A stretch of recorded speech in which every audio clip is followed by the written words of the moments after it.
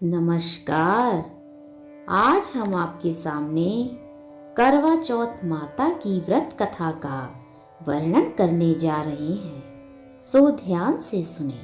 उत्तर भारत में सुहागन महिलाएं अपने पति की सेहत और लंबी उम्र की कामना से करवा चौथ का निर्जला व्रत रखती हैं। रात में चांद निकलने के बाद व्रत खोलती हैं।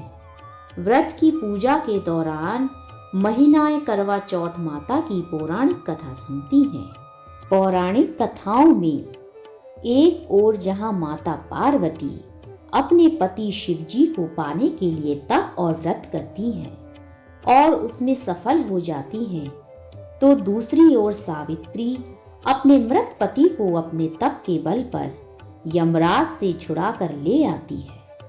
इसी तरह करवा नाम की एक शिव भक्त महिला से जुड़ी कथा है।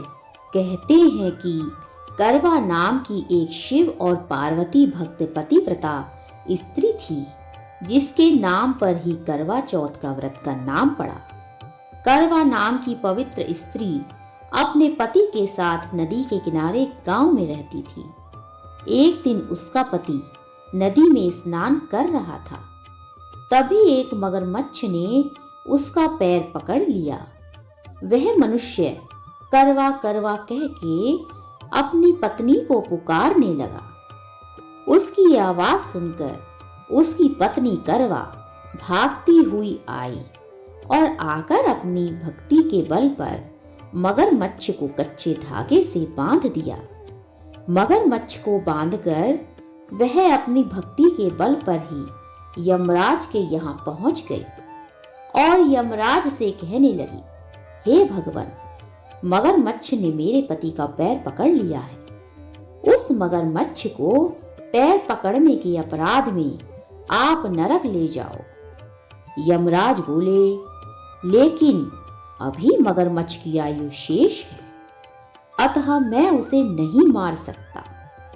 इस पर करवा बोली, अगर आप ऐसा नहीं करोगे तो मैं आपको श्राप देकर नष्ट कर दूंगी। यह सुनकर यमराज जी डर गए और उन्होंने मगरमच्छ को यमपुरी भेज दिया और करवा के पति को दीर्घायु रहने का आशीर्वाद दे दिया।